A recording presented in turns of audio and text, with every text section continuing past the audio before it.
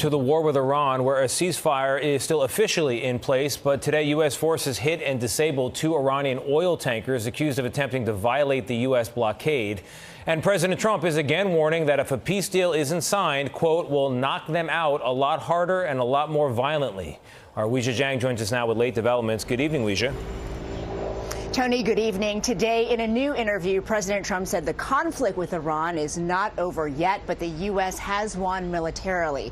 He also said it's time for Iranians to move forward with a diplomatic solution. Thank you very much. Hosting an event in the Rose Garden, President Trump made no mention of the war in Iran as the administration waits to hear from the regime on the latest proposal to start negotiating a peace deal. We're expecting a response from them today at some point. Their system is still highly fractured and a bit dysfunctional as well, so that may be serving as an impediment. I hope it's a serious offer. I really do. Just last night, the Iranians attacked 3 U.S. Navy destroyers as they transited the Strait of Hormuz. U.S. officials say in response, Apache helicopters armed with Hellfire missiles took out several of Iran's fast attack boats. 2 Iranian ports were also hit. They were firing at us, and we were firing back at them. And our firepower was a hell of a lot stronger than theirs, and they knocked the hell out of them. The fight lasted for hours, but the president insisted a ceasefire is in place as peace talks continue. Although Iran's foreign minister posted on social media, every time a diplomatic solution is on the table, the U.S. opts for a reckless military adventure, adding Iranians never bow to pressure.